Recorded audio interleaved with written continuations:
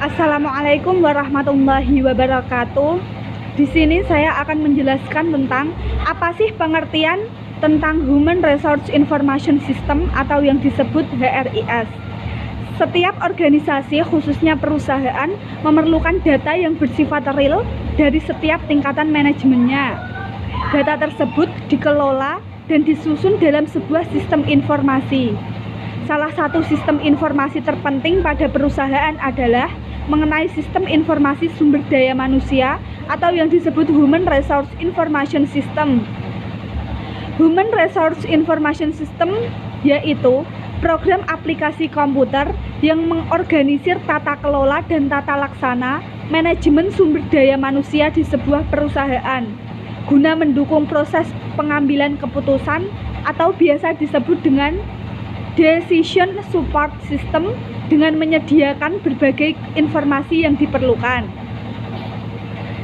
Secara khusus, sistem informasi sumber daya manusia ini memberikan layanan berupa informasi manajemen semua karyawan, informasi laporan dan analisa karyawan, dokumen yang berhubungan dengan perusahaan seperti buku pegangan karyawan, prosedur penyelamatan darurat, dan petunjuk penyelamatan.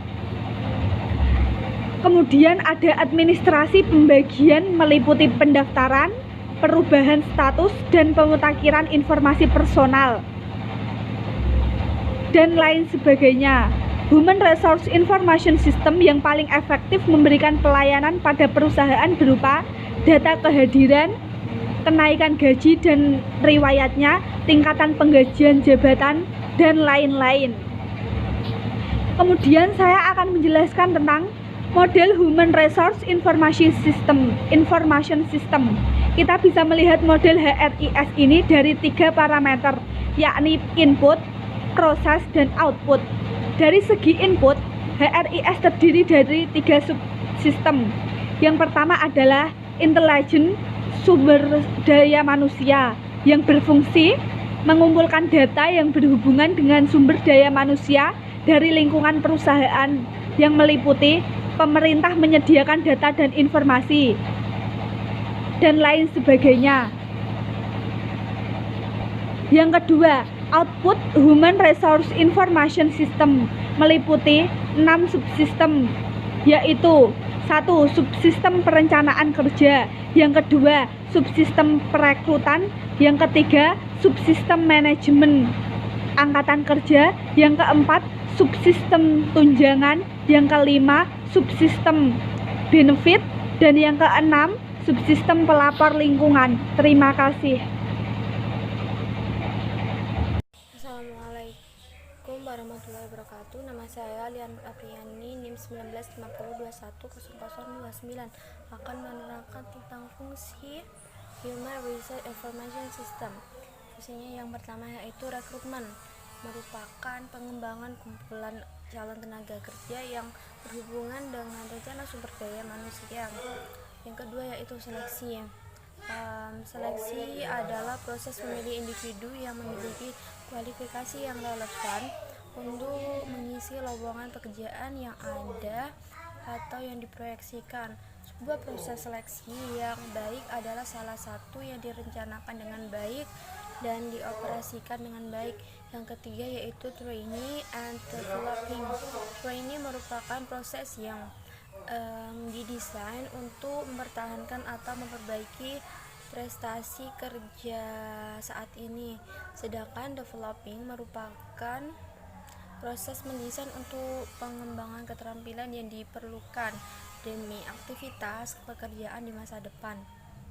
Dan yang terakhir yaitu performance appraisal, merupakan suatu proses penyampaian informasi secara terus-menerus kepada bawahan mengenai prestasi kerja mereka, yaitu untuk memberikan umpan balik kepada karyawan. Assalamualaikum warahmatullahi wabarakatuh. Nama saya Devira Nurul Izzah, NIM 31. Di sini saya akan menjelaskan tentang manfaat HRS dan pada perusahaan. Apa sih itu HRS? HRS itu singkatan dari Human Resource Information System. Setiap divisi dalam setiap perusahaan memiliki perannya masing-masing, tak terkecuali pada divisi HR atau Human Resource. Divisi ini merupakan pendukung perusahaan dalam mencari dan menyediakan calon kandidat terbaik yang bisa berkontribusi dalam pencapaian tujuan perusahaan. Mengingat banyaknya tugas yang harus dikerjakan oleh HR, mulai dari proses rekrutan hingga pengembangan karyawan, sebaiknya kita mempertimbangkan penggunaan HRS. HRS merupakan sebuah software atau sistem yang dapat membantu para HRD untuk meningkatkan produktivitas mereka dalam bekerja. Kemudian manfaat HRS sendiri yaitu meningkatkan produktivitas HR, kemudian yang kedua mengurangi kesalahan, yang ketiga mengawasi jalannya perusahaan, kemudian yang keempat menganalisa performa. Dan sudah. Saya akan menjelaskan satu persatu. Meningkatkan produktivitas HR.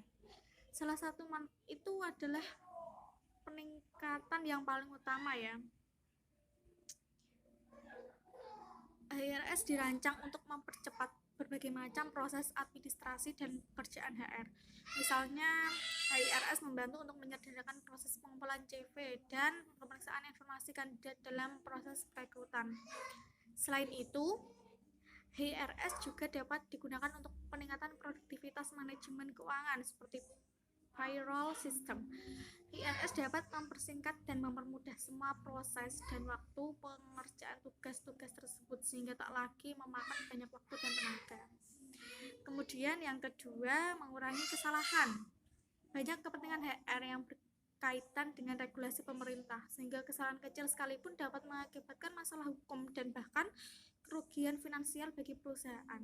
Agar masalah atau kesalahan tidak terjadi, gunakan HRS sebagai pedoman untuk dapat menghindari jenis masalah atau error. Pasalnya, hampir semua administrasi HR dapat dilakukan oleh sistem HRS.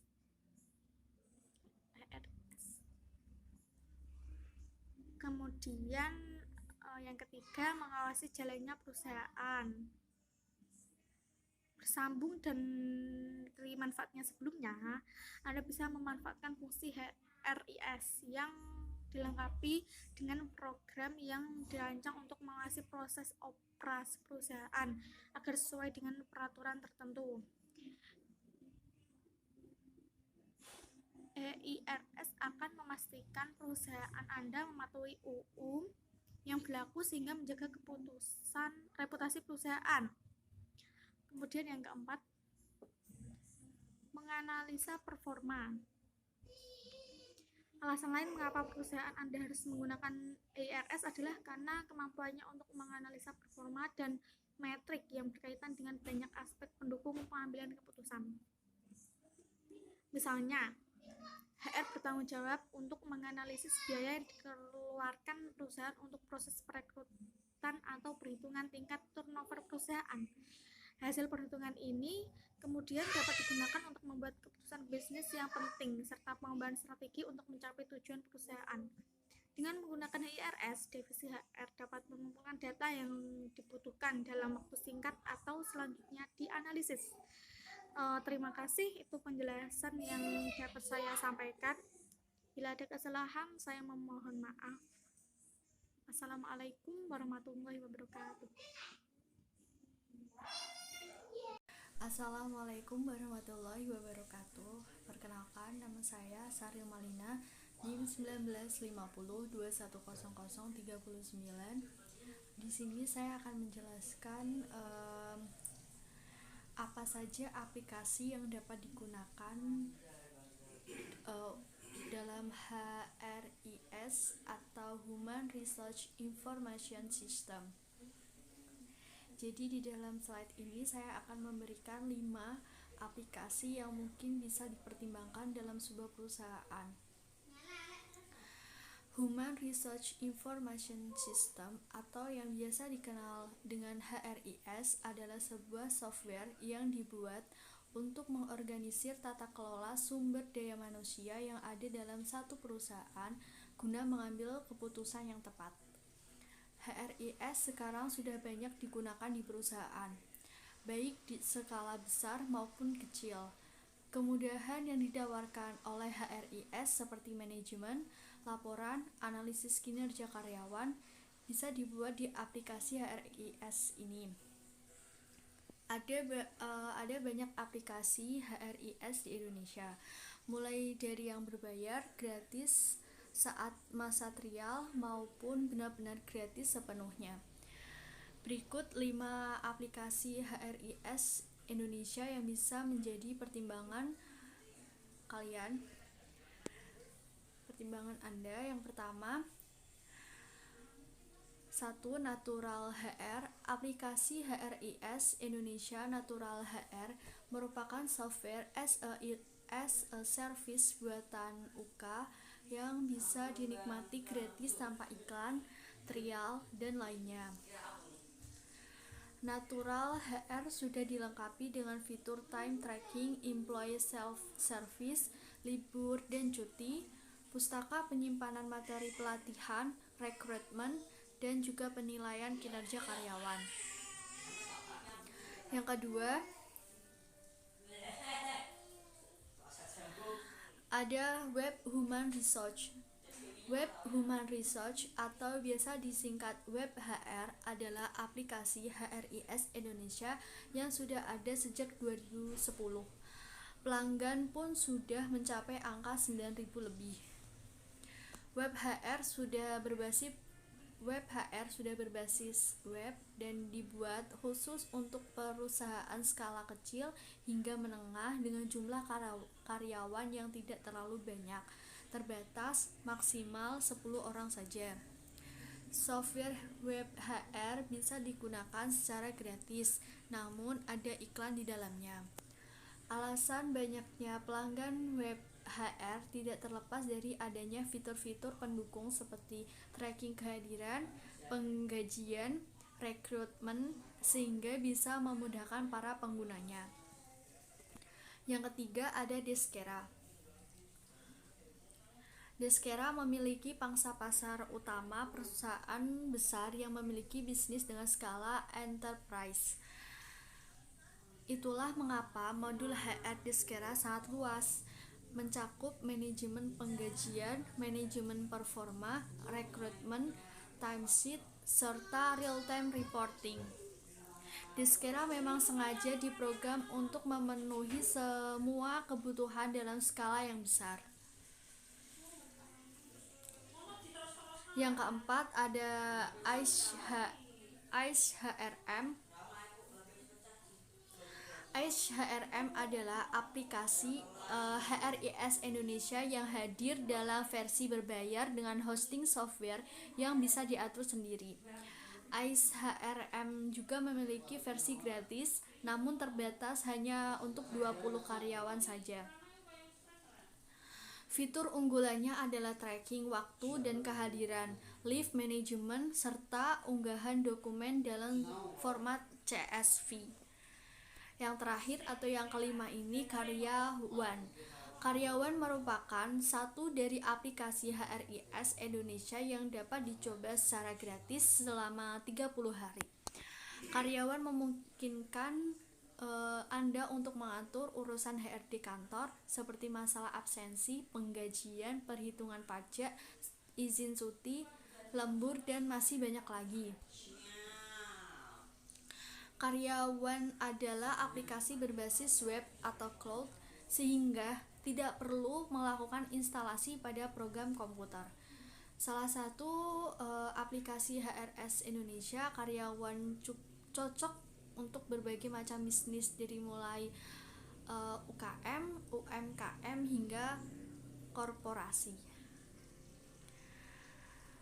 Sekian penjelasan dari saya tentang aplikasi yang digunakan HRIS. Jika ada kesalahan dalam berkata atau pada saya menjelaskan, mohon dimaafkan. Sekian, wassalamualaikum warahmatullahi wabarakatuh.